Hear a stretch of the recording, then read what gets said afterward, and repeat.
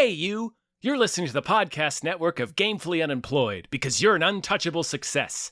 To support us and gain access to great exclusive shows like our brand new Supernatural watch-along Himboos, head over to patreon.com/gamefullyunemployed. You'll also get your lucky little mitts on hundreds of episodes of our other exclusive shows like Tom and Jeff Watch Batman, Star Trek The Next Futurama, Spiel Boys, and the complete series of Fox Mulder is a Maniac. We do movie nights, game streaming, regular mini-series and surprise shows, and you can even commission your own podcast about anything you want, within reason. You have nothing to lose and everything to gain by heading to patreon.com/gamefullyunemployed.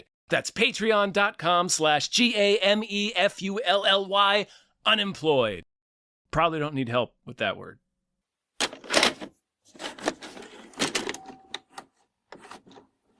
I followed the instructions. Yeah. I've done this before. Professional podcaster. Hi, everybody. Gonna run the FBI one day. Hello. There you are. Any one of us could. Yeah. That's the precedent has been set. My name is David Bell. My name is Tom Ryman. My name is Cody Johnston. Oh, am I Future allowed? FBI. Was I allowed? You're allowed. You are You're permitted. allowed. Okay, I'm Cody encouraged. You Johnston. did it great. Hello. And we just watched Eddington. Todd. I'm so mad you guys aren't Deep Space Nine fans. I am recording this. Fair warning. Not really necessary. Look, Joe, 6 feet. It's a character. He's a character in DS9. It's fine. Named Eddington. Eddington's a character? Yeah, Eddington. Amazing. I don't want to talk It's about so it. funny. I mentioned you. I'm recording this Battlestar Galactica podcast with Michael Swaim, and every episode he's like, by the way, in Deep Space Nine, this Yeah. happened. And I just recorded yesterday, and he brought up Deep Space Nine, and Yeah. here we are. I can't escape Deep Space Nine. You both have only one answer. I gotta Yeah, go you watch must. it. Deep Space Nine. All right, well, before we get started, Cody, hi, thank you. Hey, Hi. no problem. Do you want? You just mentioned a podcast. Do you want to tell people like what's your whole deal? Oh, sure. Why not? Hi, I'm Cody. I do podcasts. I have a show, a YouTube show, talk about the news. I'm at a desk and I talk about the news. Tom writes for the show. Dave writes for the show. He's the head writer for the show. If you like the show, you like them. And if you like them, you might like the show. And It's called Some More News. It's on YouTube. We got a podcast called Even More News. That's also on YouTube in the podcast store place. We got a Patreon. Doing this Battlestar Galactica podcast on frame rate for smallish beans. And I'm in a band called The Hot Shapes. Yes. Hot Shapes. Nice. Check out The Hot Shapes. By the way, this is our first We Just Watched of 2026. So this is Really? Okay. This is us back in November talking about a movie a whole lot the of year shit before. could happen. The year before, yeah. Yeah, a movie the year before about a thing that happened 5 years One of us earlier. might be the head of the FBI by now. Fingers crossed. Any one of us. I'd be okay with any of us. Yeah. We'd all do a fine job. An equal job. As good Yeah. at least. Oh, so okay. So I brought you all here today. Well, Cody, you had recently watched this movie. Tom, you are not a huge Ari Aster fan. I'm a big stick in the mud for Ari Aster, yeah. That's why I was like, okay, this should be interesting. Tom, you've never seen this before. I had not. No, I watched this hours ago. I've seen it Ooh. twice. I've seen it twice. Okay. I guess going around, Cody, what do you think of Eddington? Oh, it's funny. It's it's pretty bleak. It's got some bleak stuff. There's some, I would say, some hard parts. There are some hard parts we'll get to. Yeah. I didn't want to see that happen. But it's really good. I enjoyed it. I think it's obviously says, it's got a lot going on that we can talk about as well. Joaquin Phoenix is just the greatest actor I have ever He's seen. playing the dude in this. He's so good in fucking this. funny. It's incredible. There's a quality that he has that he brings to his roles, and it's perfect for this particular role. And it's so funny, and it was nice to see Pedro Pascal do a character. We don't see that very often. Yeah. He's not just a be good himself. actor. He's a very good actor, but this was like, there's a new guy here. We're gonna spoil this. He does a very Pedro Pascal thing in this. Yes. Dies. Yeah, he does. Yes, he does. He dies abruptly That halfway thing he likes through. to do. Yeah. But yeah, I enjoyed it. I thought it was really, really good and funny. Pretty consistently. It is pitch black comedy. Yes. Oh, for it sure. is not Yeah. a delightful romp by any means, but Yeah. not in the same way. I think one battle after another are connected in some ways, and some are very, very, very, very different, obviously. Yeah. But that sort of like, this is funnier than I expected it to be. Right. Tom, I'm so curious I'm really curious. because you're not an Ari Aster fan. No, so, I'm still not. I thought I this is a very entertaining movie. I hated what it had to say. I want to talk about that. Mm-hmm. I am real tired of the South Park satire, quote unquote, of everything's stupid, nobody believes in anything, and it's dumb to care. I want to talk about the ending because I think watching it twice, my interpretation of this film is the first half. The second half is sort of about all the annoying people in the first half are right. Yep. Meaning that it's all these, liberals and like annoying like people, and they're like, wear your mask, and then of course that all proves to be correct. Yeah. Like they're annoying, but they're right. I will say I looked into the ending, and I do think this movie veers away it chickens out. And what I mean is that I want to share a very irritating quote because like the ending is ambiguous, right? The ending is Antifa shows up. Yeah. Well, and- From a spy plane. Yes. That Antifa in I've got quotes. Yes, exactly. I've got interpretations of that too. Watching it twice, I realized I was like, "Oh, it's the mayor's assistant and the corporation." It's the Like, data those are the center people. Yeah, it's the data center Right. guys. Here's what Ari Aster said, and this just makes me. This pisses Pause me real off. quick. Anytime Ari Aster, just before you say it, I just want to have this on record before you say the actual quote because I don't know what this quote is. Every time I read or hear him speak about his films or what he thinks his films are about, you remember when Pedro Pascal slaps Joaquin Phoenix in this movie? Right. And then slaps him again. Slaps him again, yeah. Slaps the glasses During right on his fireworks. face. Yeah, it's incredible. Just slaps him right in the fucking face. Yeah. I really like, by the way, I like the directing of this movie. This is a movie Ari where if you Aster kind is a of very, very talented director. yeah, and if you like, I like some of the stuff that he has to say. I think this movie is more fun if you remove it from the politics, like where it's like if this was all made up stuff, it's a little. But here's the quote. Hold on, let me find it. I'm sorry. Let me get one more thing in there. Just sorry. Okay. Before you get it out there, because I want to get this untainted of what of his view of it. My most charitable read of the movie, and kind of when I was enjoying it the most, is when it feels like it's kind of like MAGA as a self-fulfilling prophecy. You know what I mean? Mm-hmm. Right. Where like his life is sort of imploding just because of what's personally going on with him, and how the conspiracy stuff just makes it an easy outlet for rage, and then it's all et cetera, et cetera, et cetera. So that's like, anyway, I just wanted to put that. Oh yeah, out it's there. a world. I mean, the world. He does it all. It's He like does it. He's the engineer of his own destruction. Yeah, Right. From the very beginning, which Yes. we'll get to this quote, I promise. But yeah. just like the first 5 to 10 minutes, literally every character he interacts with, and that's like 20 of them, tells him to wear a mask. Yeah. Every single character, the kids, strangers on the street, and in the first 5 to 10 minutes, spoilers, he gets fucking COVID in his face. Realize he's going around spreading like all the scenes. Everybody. Even in these scenes, which again, we'll get to all this, but like there are these scenes where he's like, you got to treat people well, and like he feels good about himself for like helping out this person. No, buddy, you just gave that guy COVID. You probably killed that guy. Yeah, that old man.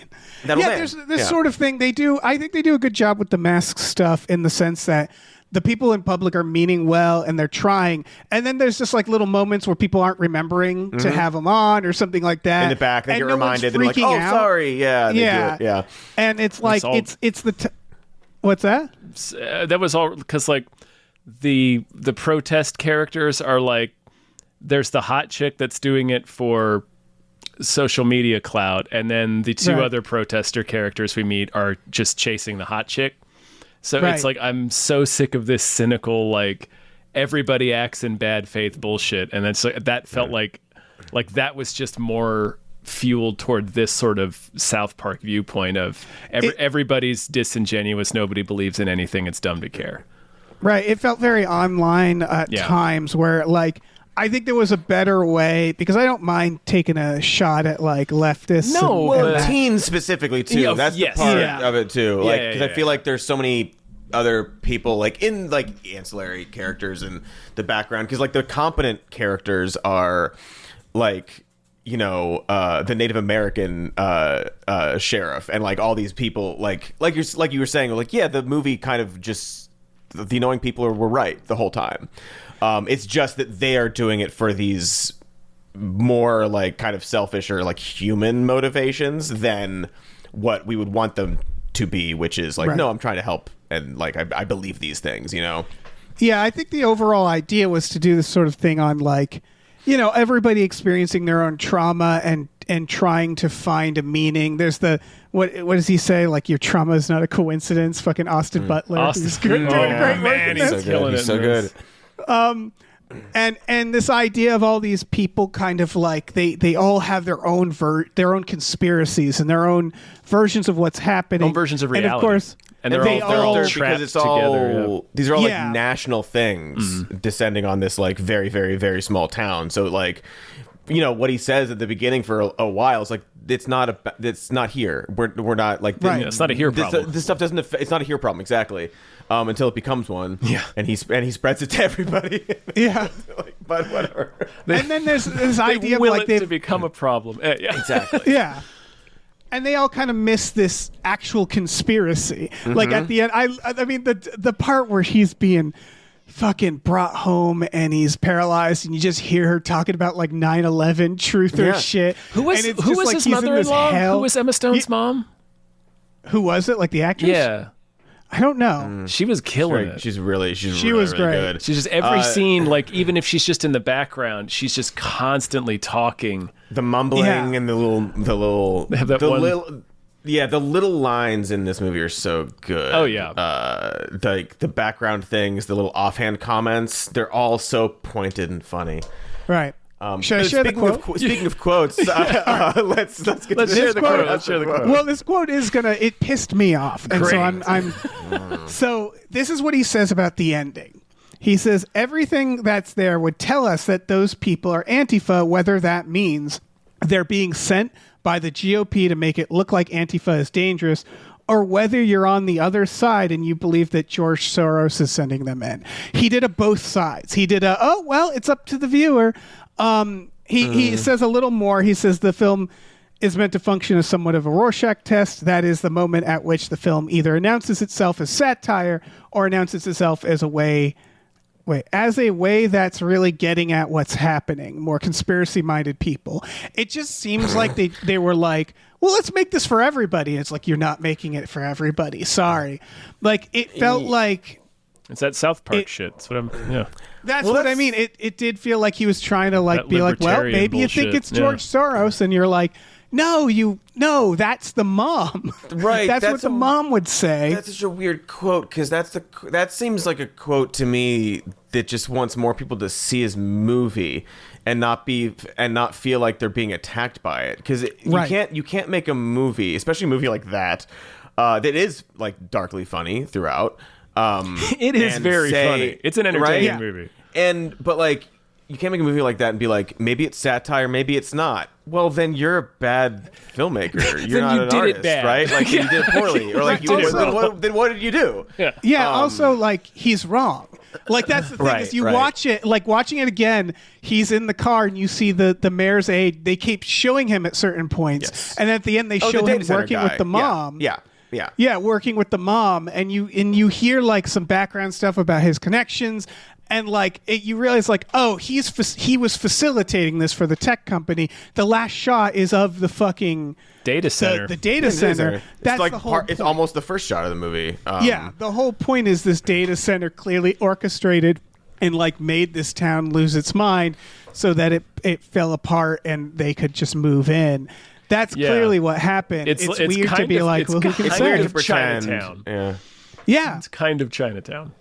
And if anything, the movie could have been slightly more explicit about that fact, but it's pretty explicit. It's pretty watching explicit. I thought if they did it more explicit, I was like, well, that's a little too much. Like you want a little bit of.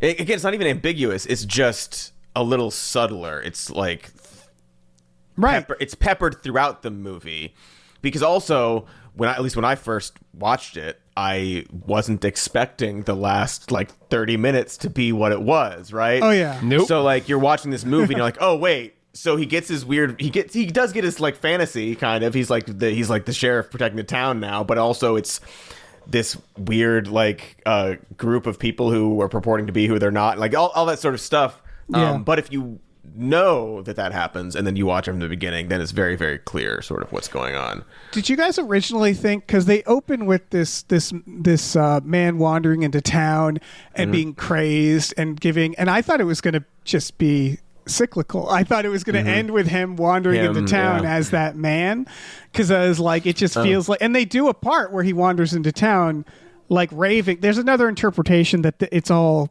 COVID fever dream at the end, like it's all just he passed out in the street or something. Knife to the head. You could do it too. You could read it as like the ending is like American Psycho, but it felt more explicit than that. It did. It kept going, and I also don't like that it sidesteps race by putting all of the minority characters in authority roles. Do you know what I mean? Yes. Like it's like Pedro Pascal is. It's like he's Hispanic, but he's part of the system. So, and then like the only black character is a cop, and then you have the reservation police, and that's it. But they all get screwed. Yes, is I think an important thing. That's true. Like, the system that they're a part of is still like antithetical to sort of their with presence the cop. there. They do an interesting thing where while the cops are all talking about the Black Lives Matter protests, they keep like looking at him, and he keeps like sidestepping it. Like you can tell he kind of understands, but he doesn't think. Yeah, they're making him uncomfortable. He's pretty uncomfortable throughout the movie, but also then all the annoying characters are proven right. They set him up for murder. Yep. They just do all these things, and it's it's right, he blames Antifa, and again, that seems to mirror the ending where it's like, blame you, just say it was Antifa. Then what happens? Well, then he's gonna train even harder. He's gonna get your ass. Right. I don't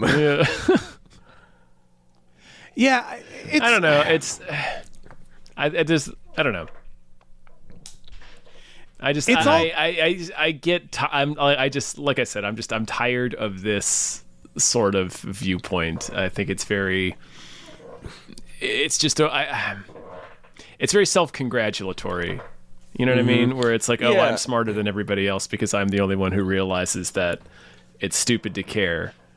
Well, I guess that's I do not like that viewpoint, and I do reject it, and I am tired of it. But I feel like this kind of has that on the surface, but like ultimately when you dig down, the Ari Aster quote is wrong. I think he's wrong about that, and it does say more than that, and isn't necessarily doing those sort of both sides thing, even though there is some of that there for sure. There's a lot, and like obviously like the Joaquin Phoenix's character does have is presented as like, well, no, he's like, he does care and he is like trying to like be earnest and like help people and all this sort of things, but that's juxtaposed by, but you're killing this man you're taking a selfie with. You feel really good about buying groceries, but you have COVID. Right. And then also later on, your feelings get hurt, so you murder a man So and you his murder child. a man and his child and a homeless man who And a literally homeless man, right yeah. before you shoot him, he says, "You don't care about me," Yep. and Yeah. then you shoot him. So you know this, and you know, like he's like the things he says, even though they're all these wacky conspiracies or personal grievances and Yeah. his sort of emotions bubbling up. He still does recognize when Austin Butler shows up. It's like, wait, you're full of shit, actually. Like, you're the full of shit one. So there are, you know, it's a little more complicated than that, but I do think that I think Ari's wrong. There's weird a just real quick before I lose it. Reminded me of a shot where Joaquin's standing next to his truck. It's late in the film, I forget which point, but he's standing next to his like little campaign truck, and it says "You're being misled," but it's so good. YOUR. Yeah. It's perfect. The sign work in this is perfect. The sign all, work. Fucking all the funny. slogan Oh, when- suggestions, come and take it as your suggestion for a slogan. It's so Yeah. funny. When he gets slapped man. and he gets in his car and the sign falls off Falls and he right drives off. that's the moment where it's like, I'm just going to shoot him. I'm just It's gonna Like, kill him. enough of the Perfect. campaigning. It's just like, I'm just going to shoot this kill guy. him, yeah. I blew my top. That's it. It's like, it's so perfect. And that's like stuff like that. It just makes the movie so fun. There's just one line when the protest like gets out of hand and there's that big like argument and he's in the thick of it, and the one guy has like pots and pans covering him and all that kind of stuff. They're like arguing, and Joaquin, he just like gets up in this kid's face and he's like, listen here, you son of a bitch. Yeah. What the fuck, okay? What the fuck?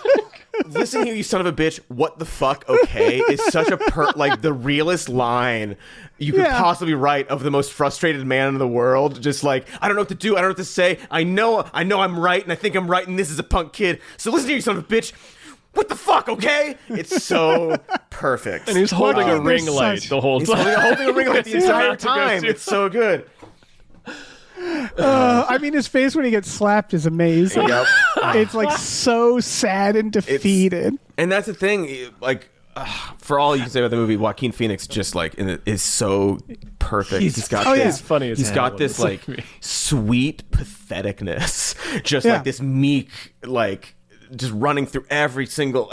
Whenever he's doing his like little vlogs and his voice gets up here, he gets like higher. It's just so flustered and insecure the entire time. It's so funny.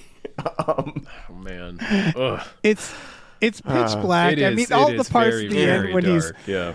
when you see his fate, it's just like the most hellish fate. And again, you don't feel bad for him because No. of all the stuff he did. Yeah. It's just like such a He killed that kid. yeah, Sure it's did. just- him just being trapped with his conspiracy mother-in-law, just constantly hearing her She and not never being able stops to move. talking. Yeah, and yeah. just her sleeping in a bed with her and, And then the his nurse, caretaker. his live-in nurse, Yeah. and his God. nurse hits him. It's just like it's that like, and again, so not to dark. I guess spoilers. I don't want to spoil it. Have We'll you seen? spoil it. It's fine. Well, it's for a Spoil different it. movie that also Oh. came out. I don't want to say it. Okay. Oh, have you seen movies recently, Tom? I have I know seen Dave's seen it. some movies, but Seen we one can- about after another. Oh yeah, I have seen that.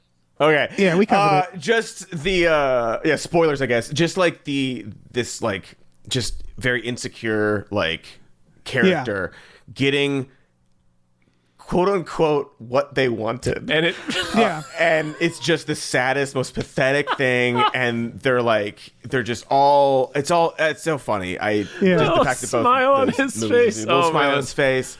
Yeah. Sean Penn is a real piece of shit, but he steals So that good. movie. He's so Yeah, good in he that. does. But like that dynamic is so funny to watch, and yeah, you see like, well, you lied about this, you protected like your old fucking sheriff pedophile boss for what he did to your wife, and like all these sort of things. Like, well, this is what you get. You got what you wanted, and not what you need, And Right. congratulations on the data center, I guess. Yeah, the Pedro Pascal stuff, like it's interesting because I'm realizing Joaquin Phoenix, he'd be the villain of another movie. Like he's basically we're following. He's terrorizing everybody, even though it's presented as like he's trying to help people. Like, you don't have to wear a mask, whatever. But he does terrorize people quite a bit. And then, of course, again, the assassinations. Right. But I never got a read on how, like, Pedro Pascal, his history with Emma Stone, for example. It's like I started getting the vibe that it was actually like her dad. Like it was almost something. definitely her It was, dad. it was almost 1,000% her dad. So again, Almost. it's this idea of the shrine to him in their house, and Right. like all the That's why obviously she's- the sorry. Why she's like feels a connection to Austin Butler and like his grift that he's doing, Right. And the all the false claims and stuff. It was like 100% her dad Again, and it's her people- mom protecting him Yeah. with this lie.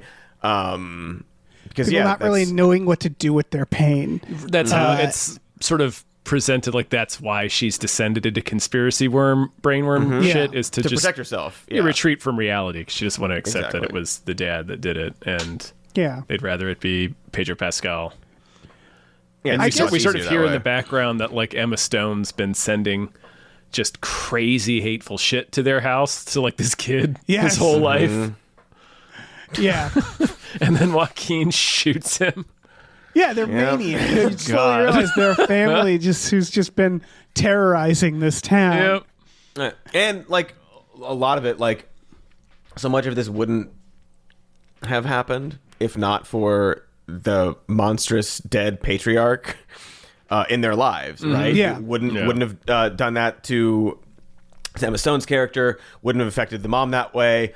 Joaquin Phoenix's character would be in a much different place because of it, and his family would be different, and he wouldn't be going down this road and being fed all these conspiracy theories because of this monstrous patriarch that we don't even meet. We just see the shrine to him. See the shrine to him, This myth constantly there to remind them of the horrible thing he did. Yeah. Those are the dynamics. You're I being really misled. like. Yeah. Yeah.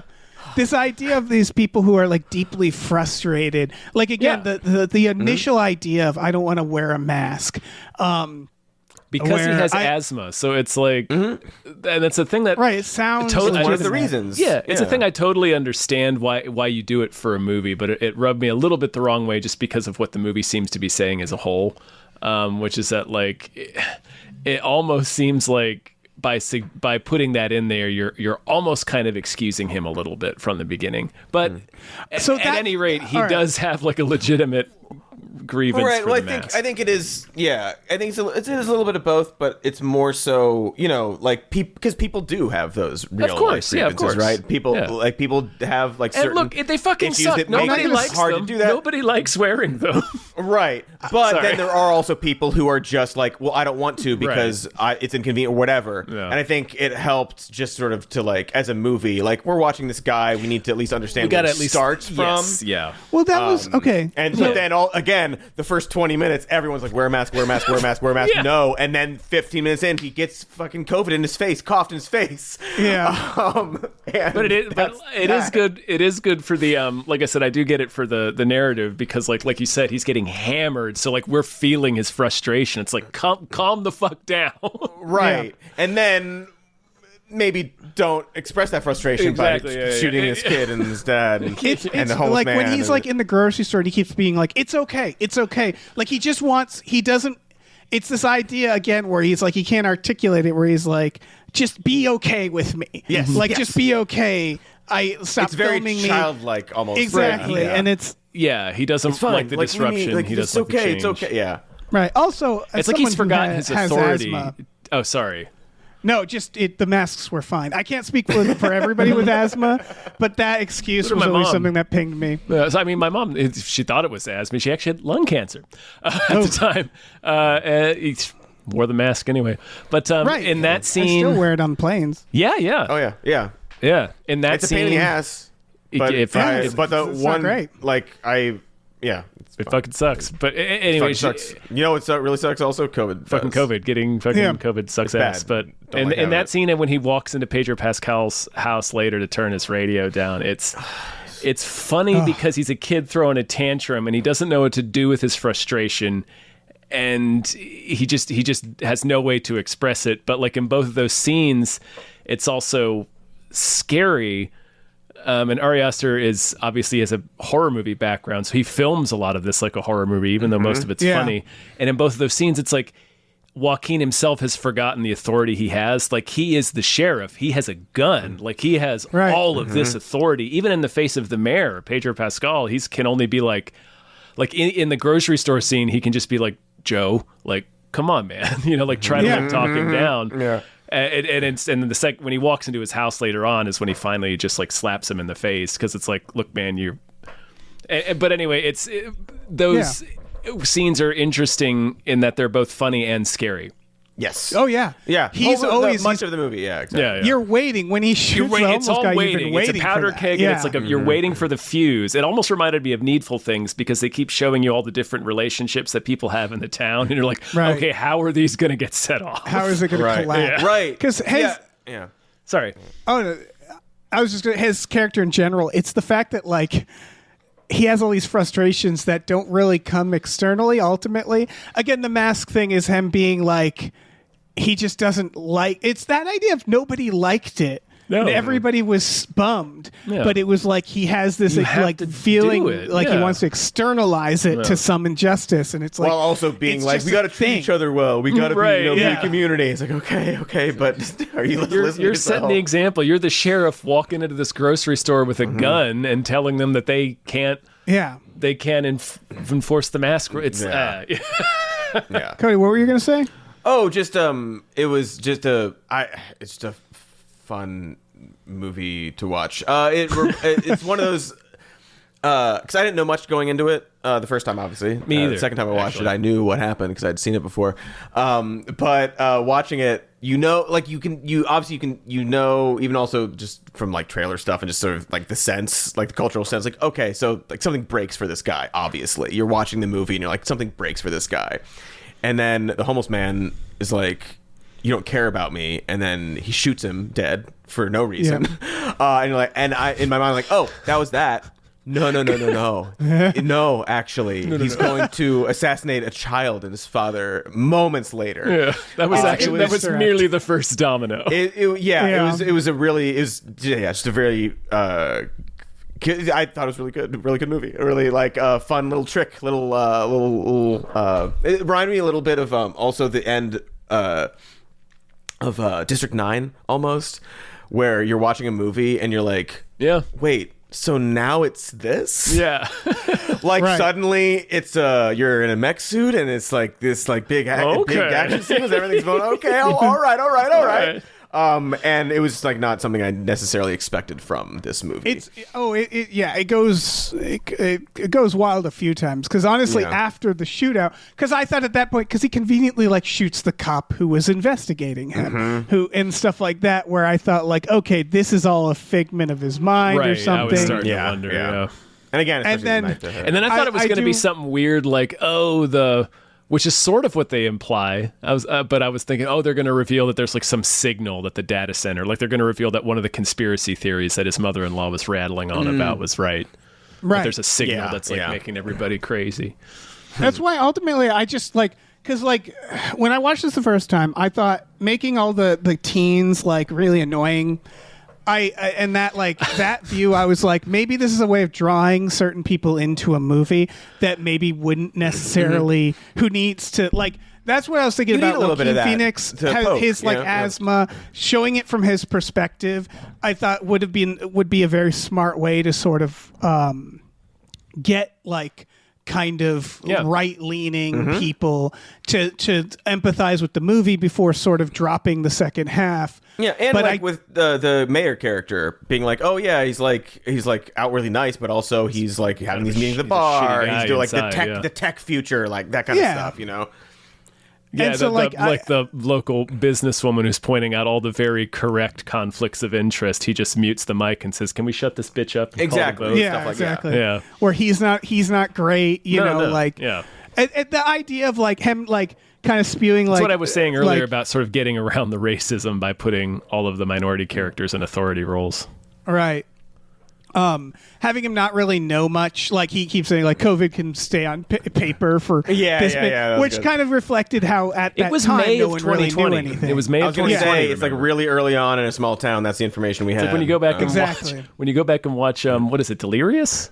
The first Eddie Murphy special where he has a very notorious bit where he's talking about AIDS, but at one point he's talking about like, you don't know if you could kiss somebody and come home with AIDS on your lips. And it's like, it's 1981. Like that's, you have to, like, that was how like early Yeah, it presented, was. that People was, just didn't yeah. fucking know how it got transmitted. So And that's what's happening here. So Yeah. you can kind of like, you can forgive that stuff, but it's sort of pointing out the chaos and then pointing out it was like whiplash to get back here. It's like I did forget about a lot of it. Like the thing that really Yeah. got me like a jump scare was when he drives past like the auto parts store that shut up and it says like closed down by order of the World Bank and Fauci. I'm like, Fauci, fucking yeah. Fauci. That's right. Yeah. right. He was Yeah. a name that people knew. You know? Yeah. And I don't know, that paranoia. I remember Yeah. I went out, I would wear gloves at first. Yeah. Like rubber gloves when I was out, like shit like that where you just You didn't wipe know. down your groceries, Like all that kind of everything, stuff. yeah, Just like Yeah. and it changed, and and it like- became part of the conspiracy because it's like, oh, the rules keep changing. It's because we keep learning things about information keeps being discovered. Exactly. But like being able to sort of present that and have it be a little bit silly. Yeah. In retrospect, I think to Dave, your point you're making is just like it does help bring people in who might not have otherwise wanted to see or enjoyed the movie because it's got a little bit for everybody. It does kind of poke fun, the performative social justice stuff. Yeah. Even though, again, if you keep watching the movie, they're correct.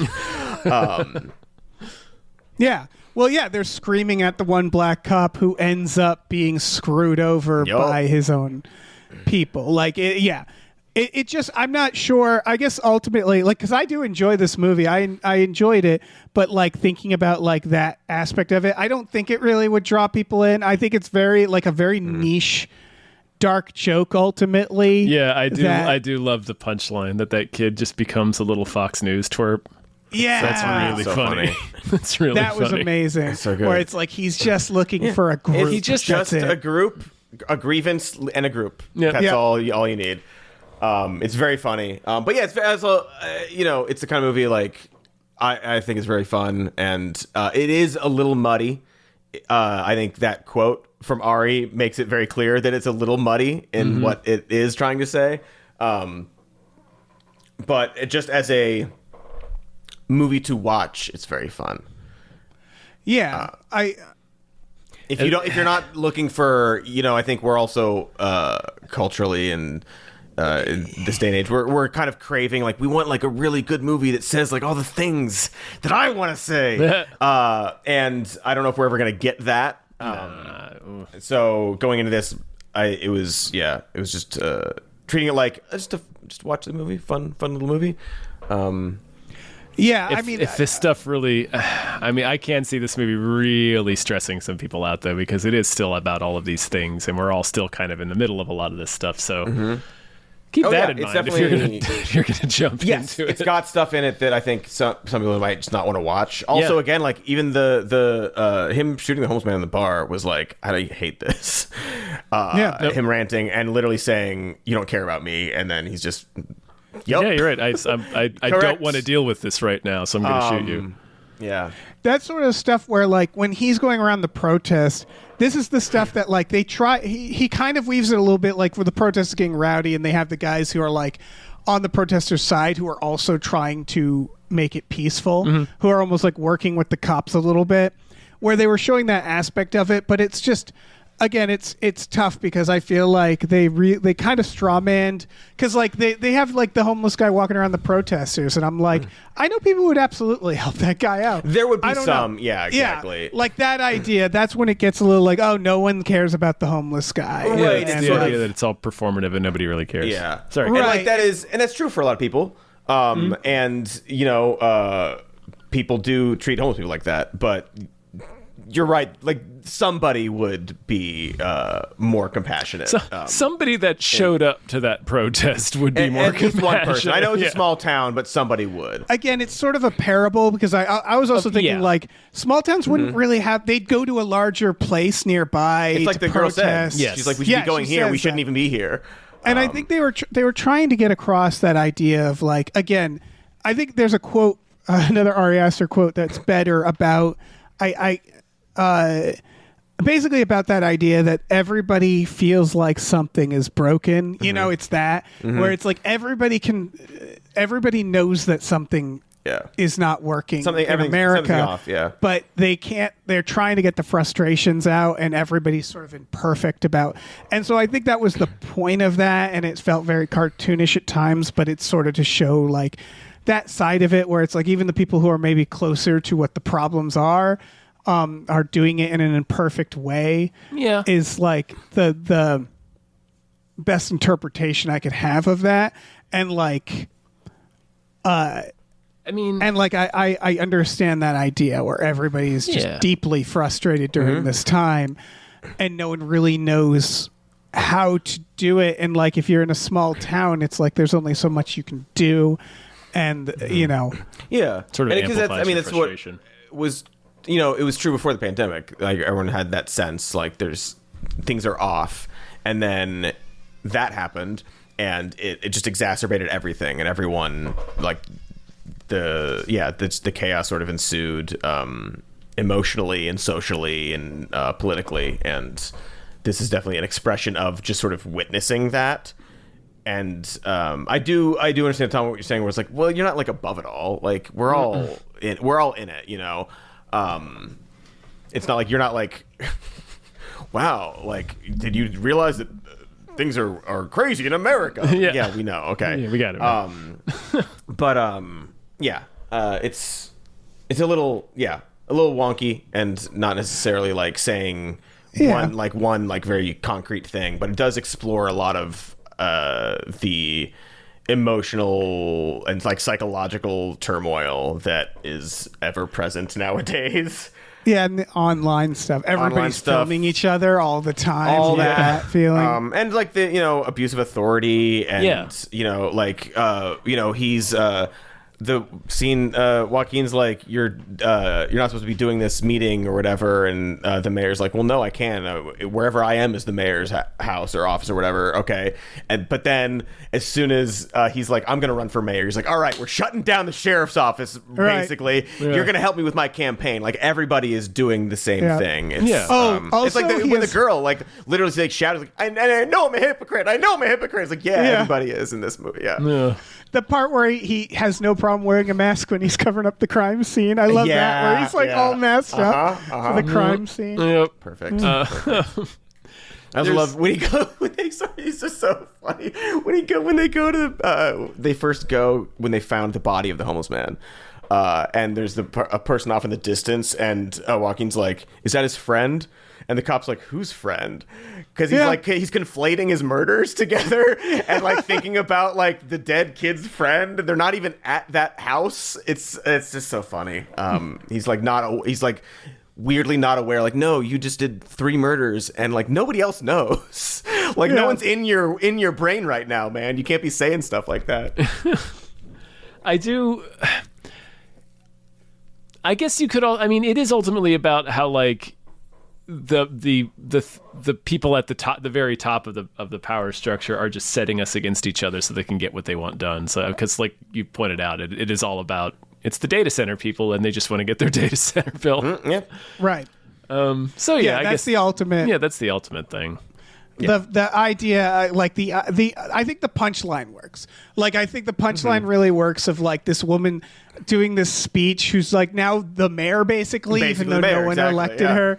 Just being like a real Marjorie Taylor Greene up there, just talking about fucking 9/11, all these conspiracies, while literally opening the data center that manipulated everything behind the scenes. This idea of like how naive conspiracy people can be, where it's like they completely miss the actual thing, and in some cases are in service of a real one. right? And I think there's a more focused way of doing all of that. I think he had he wanted to kind of, because I also read apparently he wrote this like before he was going to do this movie before I think Hereditary. Like he wanted to do this. He had written this I think right at the pandemic. It was in. I'm pretty sure it was in 2020. He wrote it. Like Yeah, it and was so- when it was. This was all happening. It was when it was being written. Right. So it gives me the impression like it's 2.5 hours long, and I'm sort of like, I bet you could really kind of hone this in a little more, because I don't mind that general idea of like that MAGA conspiracy brain.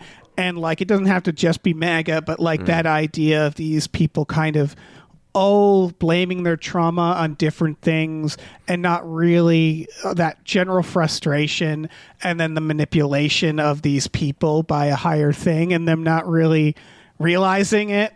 I think that through line is really good. It's weird that like, that's why I'm like, you could have made it a little clearer, honestly, the Antifa stuff. You could have made... you could have just made that thesis a little more clear, and it just feels like there's a lot of other shit he wanted to talk about in it too.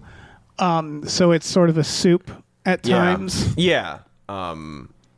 Could have been kind of honed and trimmed a little bit. There's some tangents, but the through line is there. From frame one to And again, the it's very final one. funny. It is. It It is is very funny. He's so funny in this. Austin Butler's so funny in it. Everyone's so funny. Austin Butler is like perfect, where you're just like, oh, this fucking guy. Yeah. It's incredible. There's that one moment. He's just like they're outside at the dinner that he made that got cold and no one showed up, and then they finally show up and they like crash his little dinner, and like they're sitting outside, and Austin Butler, like, he's barely listening to Joaquin, and he just kind of stands up and is like, oh, let me check something out, and he just walks into his home.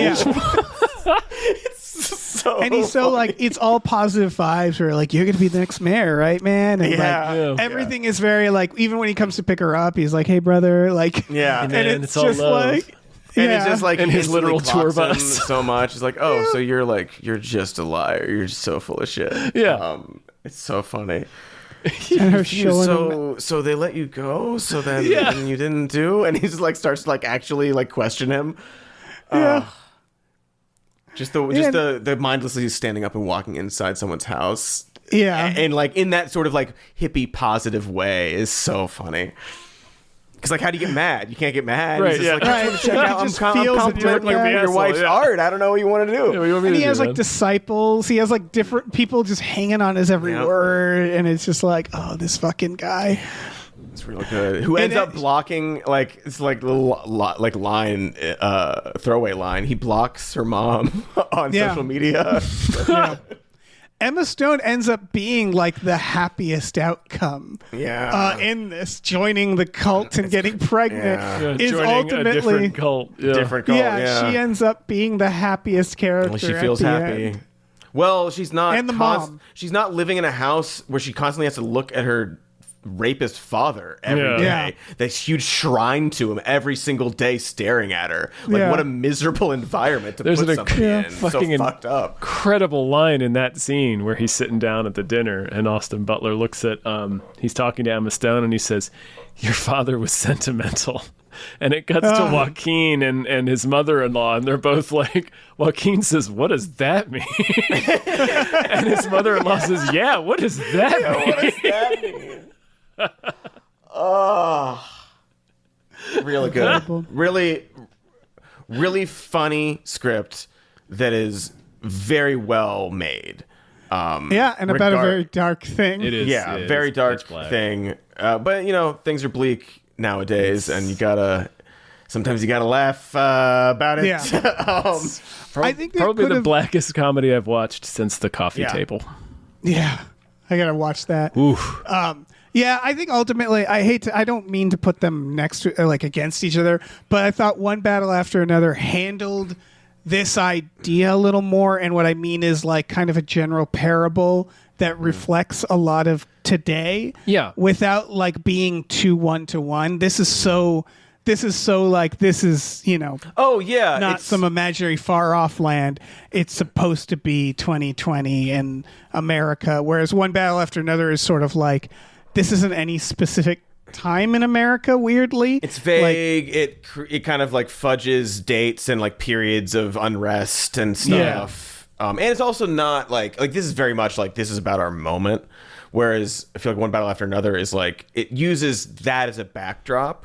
Like obviously like the ice stuff and there are like the Christmas Adventures Club. There are things about like the tone and the feelings of like now and a lot of the figures and obviously Lockjaw is like a perfect example of like just like your insecurities and your inferiority complex driving every single thing that you do in your quest for power. But it's more about like PTA's like relationship with like his generation and like his daughter and like that dynamic and just a movie to watch as opposed to this, which is very clearly like, you're saying something. You can't make Eddington and be like, I'm not really saying anything about like politics. Yeah, you can make One Battle After Another and say that to a point. Right, yeah. There are racial things in that movie, more. too, that I think could be discussed. There's a lot going on in there, but it's much more like a director's like personal expression of feelings and ideas via this backdrop as opposed to, I want to talk about the backdrop, Right. I believed what he had to say more. Like, he's like, change is slow and hard, but constant. Right. Like, it's interesting. We're going to get a lot of Gen X filmmakers sort of weighing in, I think. Yeah. And some takes will be very good, some will be very bad, and we'll get everything in between. And I do think One Battle After Another was a good Gen X where it's like it's not perfect. Might be like I'm trying. Like it's kind of like where it comes from. I'm sorry, and like I could have done this better, and it's definitely we didn't change the world. I guess I made Boogie Nights, and then everything kind of got distracted. Exactly. Yeah. But then also, in that movie, it's not like did this, fuck this up. Didn't really leave a better world for you, but I did prepare you for the world. Yeah. So that you can navigate the world without me, because clearly I'm not doing much of anything these days. I think I'm pretty much finished here. He stepped up. He stepped up. Where this isn't a podcast about that movie, but I would love to talk about it. Yeah. It's a good movie. Yeah, it very is. Good. Similar humor stuff going on. Similarly dark, but I wouldn't. I wouldn't call One Battle After Another black comic, really. No, not at all. No, that's just fun. It's that's just a fucking fun movie. Lockjaw's Start to Yosemite finish. Sam, man. So good. God, that scene in the church with the test. Every single thing she says, he got so mad. He's so mad. It's so funny. And angrily trying to be a father figure. just like frustrated, like he doesn't know what to do. And he's like, I know I'm supposed to. Oh, you should. Just like tripping over his fucking self every step of the way. So good. Your shirt's tight. You call me gay. Perfect. Sorry, Incredible. we're not talking about that. Anyway, Eddington. I was going to say, we could just make this. We just watch Eddington and One Battle After Another and just take another 40 minutes. But I will say the ending of this one, like, it's pitch black, but, like, pitch black comedies tend to make me, like laugh but feel bad about it. This is the most I've openly just hollered laughter at a man who's been paralyzed from getting stabbed in the head, like, because they make him such bad things. Yeah. He's earned his hell, you know. This is his hell. Yeah. Yeah, and he got what he wanted, kind of. What you asked for. Monkey spot. Also, like, there are, for some of the more aside from some of the more visceral parts of the movie, some of it is cartoonish. And so it's easier, I think, to laugh at the end where it's like, this is farcical. He's been, you do almost forget he's murdered a child. Right. Because he's so pathetic and so funny. It's hard because so if he didn't do the murders in it, there's an interesting story about a guy who's like, I just don't want to wear masks. And then the people who sort of he can find allies are out of their minds, right? Where it's like over his head and doesn't lean into it. Yeah. That is kind of what happens to him, but it is. But Ultimately, it's that more, is it. Yeah, but it's more directly about him losing his mind. You're right, as opposed to getting taken in by this group. It's like, well, this is how I can use this power to do the thing that I want to do, and he just gets swept up in it. Sort of the MAGA being a self-fulfilling prophecy idea. Right. Yeah. And the forces that he's sort of joining with are not like necessarily like tangible or it's sort of like this like kind of saying, rage. like, the whispers in his life and all these sort of things that are swirling around, as opposed to like, oh, he got in with a group of people. Right. I thought he was actually vibes, right. Yeah, I thought Austin Butler he might get in with a little more or something. I thought it was going to spin out of control in a way like that, and it still has this sort of ending where at the end you're kind of like, should have just worn a mask at the supermarket. Maybe just wear a mask at the market, man. Yeah. But like, I thought it was going to be way more of this one man who doesn't want to wear a mask, and that spins out into complete fucking. And it sort of does. It sort of does, yeah. I thought more it'd be more indirect ways and stuff, and. You're right. It does start out very Todd Margaret. Like it starts out with him sitting in the reservation territory, and he's just eating a sandwich. And they come to him, put your fucking mask on.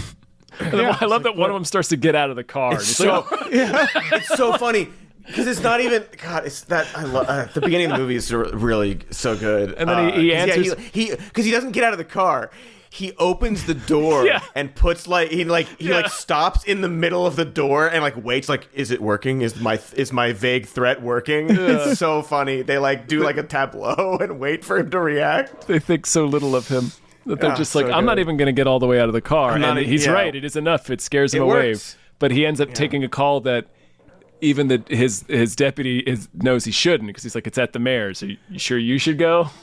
I'll take it. It's so perfect. Yeah. Because if he wasn't stopped by those people and told to wear a mask and felt emasculated, then he wouldn't have gone. He wouldn't have taken that call. Nope. He would have like, someone else take care of it. I'll go home. It's just like that one initial humiliation just like set him off to be so defiant and try to build himself up, but he just tears himself down to a Katamari of humiliation until he assassinates a child. Yep. When he gets slapped, oh my fucking god! It's so perfect. It's a steady shot too. It's when he walks in. That whole sequence is so fucking good. And just like every once in a while, you see somebody like put their mask back on. Oh yeah, because they had it off because they were talking or whatever. Yeah, and that's what they really do a horror movie linger on his campaign manager, the guy that you also see is working. Oh yeah. In the background, like as you walk by, you're like, oh, the camera's focusing on him a little bit, and you always see him just off to the side. And that's way more pronounced the second time. When I realized, it didn't even click when at the end you realize, oh, he's with his mother-in-law now, and it's like they're just together doing their thing, and it's like, oh shit, that man has no allegiance. It's just whatever the power is. That one scene's like getting him to sign the contracts, and all this sort of like, oh yeah, that guy. Because also, I feel like they probably use just the idea like, well, everyone's wearing masks, so you're not always going to be able to recognize these people. Their faces are going to be covered. So he was able to sort of always kind of be there in a way that was like, oh, that character, because they're not necessarily even like named, or they don't have a lot of dialogue. They're just a face. Right. Yeah, real distinctive looking guy. Yeah. There's a key shot where he's at the mayor's memorial, and it's when I think Joaquin is following the other cop because he knows the cop knows. He sees the E. He runs out. And they're tracking the two cars, but the assistant's in the foreground, and they track him for the whole shot with him in it, and he's saying like, we will continue what the mayor thought, like his work was so important. And it's like the mayor didn't care about. All right, his important work of my data center that I want here. Yeah. Oh man, yeah, it's gonna bring lots of jobs, and then we hear it's like, oh, it's some kind of AI crap, and then like deep learning, deep state. Yeah, all that whole sequence, the when the son rides up on his bike. He's like, "Who the fuck you talking to? There's no one here." He's running around with his megaphone. just a stream of constant disrespect from everybody. Oh God, he says a slur accidentally It's into so the funny, megaphone. into the mic. God. Oh, my I missed God. that. Oh shit. Yeah, called me F slur. Yeah. As he's riding away. Joaquin does. Like again, he's not a likable guy. It's No, just he a never very is. good comedic beat of him just blasting that out on the town. The most compassionate you feel toward him is he's pathetic. Exactly. That's yes. the feeling. It's like he's just this pathetic man that's yeah. like you feel okay laughing at him, and it's like it's sort of kind of about like this guy. The answer is he needs to grow and change as a person. Yes. That's what he has to do. But he's old and he's not going to do He's that. afraid to stand up to the things he has to stand up to. So he's just Exactly. like- And so you're just watching these humiliations that are like in a way earned, where you're like, yeah, you're being a clown. yeah, you're doing this to yourself. Yeah. Every step of the way. Can't even even when he's outside the grocery store and it's like leave that guy alone, let him in or whatever. And so he's being defiant, but then he still gets in line. Yeah. He still waits in line, and he's got Ted Garcia's enormous head Yep. framing him, and it's like, yeah, you're still this small guy. Yeah. Despite your little outburst there. He's a small little guy with a gun. And a hat, it's like, yeah. what do you think is That going to happen? That it's in every hat and a single gun. scene. You're waiting Yeah. for it. He wears it Yeah. every single scene. yeah. So you are when are you waiting gonna for use him to that gun? shoot somebody. yeah. Yeah. Yeah, Oh, he does man. sometimes. Well, more than 3, but Well, any other thoughts on this? Just like the one, kind of. It's just because you do feel bad for him because of the patheticness, and you do feel like there are characters throughout, but the whole time, man, the only. I feel bad for Mike. I feel so bad for Mike. Yeah, I feel bad for Mike. You feel bad for Emma Stone. I feel bad for Emma Stone, Yeah. but she did such a good job in a way. It was like, oh, this character's not funny at all. yeah. the whole time, Oh, She's not crazy in a fun I'm glad way. you're not. Yeah, it's just this very, very I sad thought character. she's such a good actress, and I was like, this must have been boring for her. But I was like, there's a lot of scenes where she's just subtly incredible as she she's is. amazing in it. Yeah. I think it's almost like it's a feat because she could have made her another certain way to elicit some laughs or something, but the whole time it's just this farce background kind of, and then you have this one really, really, really tragic character who is the victim. Yeah. The victim of the movie is her. Even though she knocks it out of the park. Some of the situations she's in, or some of the scene work she's in is funny and stuff like that, but she plays it real. So I think that's because you could have very, very easily just done like a comedy trope of that type of character, because it would have fit fine within this movie. As dark as her character storyline is, because she is just a total brainworm conspiracy nut. Like we learned, she's already been in one cult, I think, isn't that right? Yeah, I think we hear that. So she's had a But time. yeah, she downplays it and plays it so real. But yeah, she doesn't play it like and a sketch sad. comedy character. Yeah, it's really, really good, and she could because she can. She Right. has done that before, And it wouldn't feel out of place in this movie. Yeah. the mom, by the way, is Deirdre O'Connell. She was in The Penguin, I guess. She played the Is she his mom? She's the mom of the Penguin. Francis. She's Yeah. the mom of the Penguin. The Penguin's mom. Fuck yeah. She's She was so in good. Daredevil. She's so good in the Penguin. Dave, you should watch the Penguin. It's really I should watch good. The Penguin. Dude, Really you good. need to see the Penguin. You gotta see the I'll Penguin. watch The the Penguin. fucking Watch the it. way the Penguin ends, Cody. Oh my god! Oh my god! It's so. Oh god! You gotta watch it and finish the Penguin, All right. Dave. It's right. incredible. All right. Another one of those things where I was like, "What? oh god, no!" I think I that did sounds literally say exciting. that out loud when I watched it. It's so good. Dude, it's one of those things that's so dark I laughed at the screen.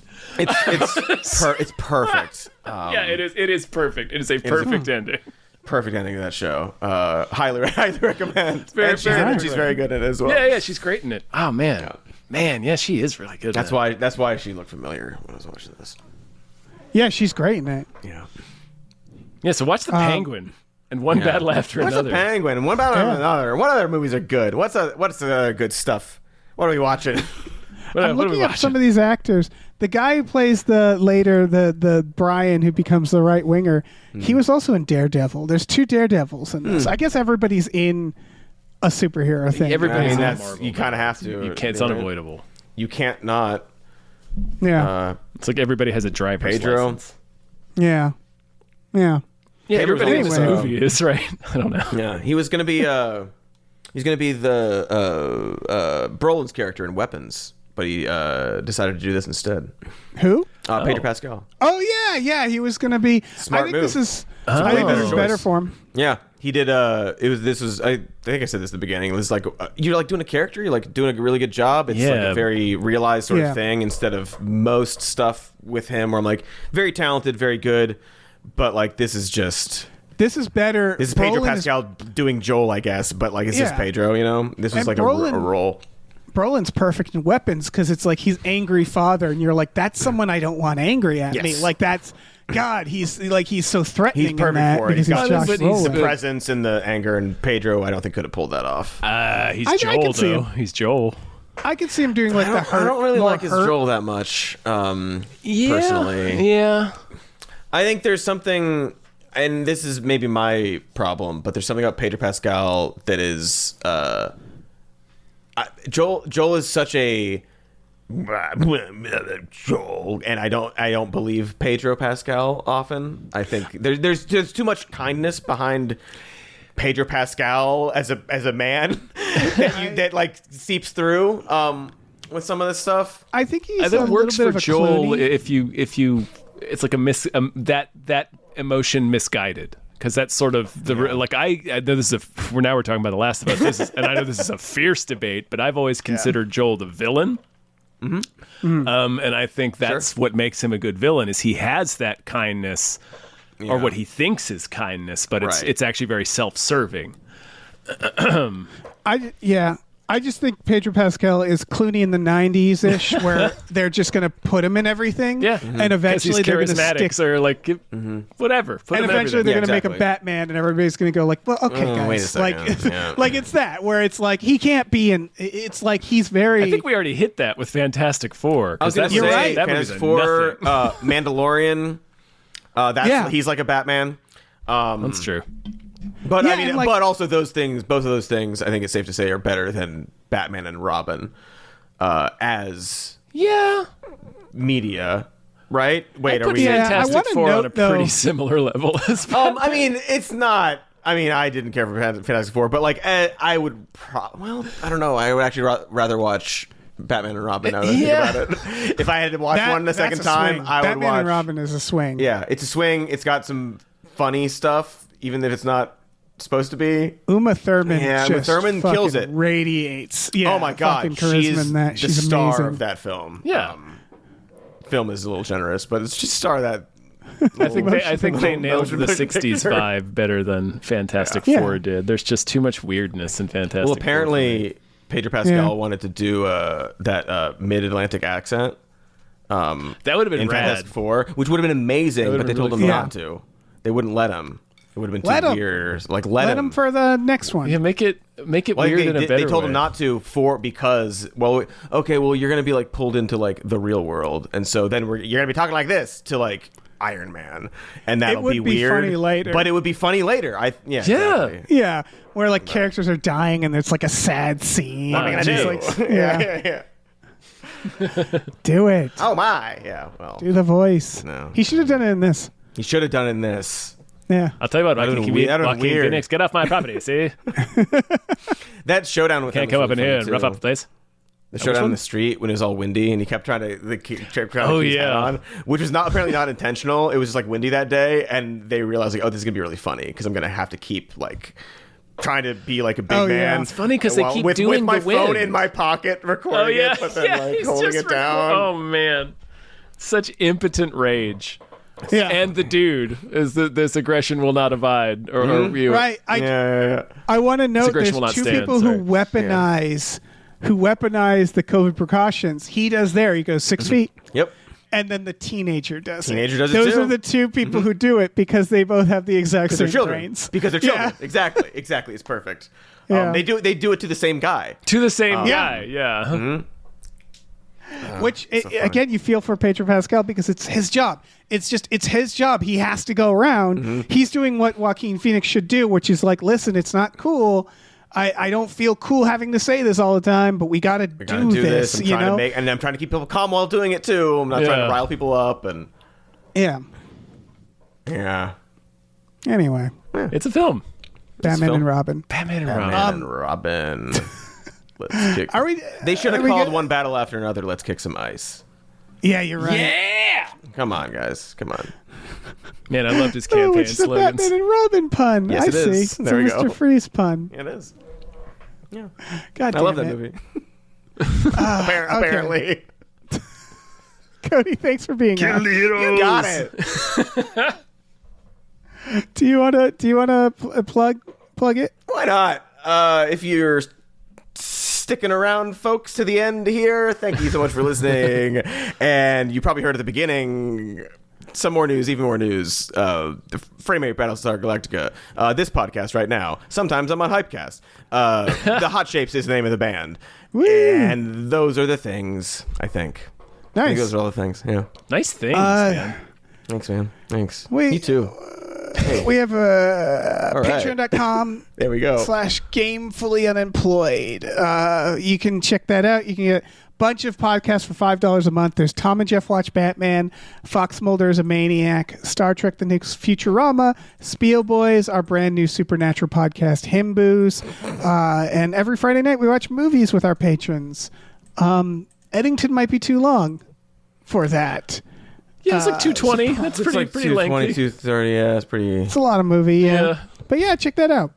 It moves though. It moves very quickly. We also have a store. Head over to gamefullyunemployed.com. You can find a link to our Teespring store. We have all kinds of cool original artwork by cool original artists like Michael Vincent Branley, Starlene Hodge, Justin Brown, and others. So check that out.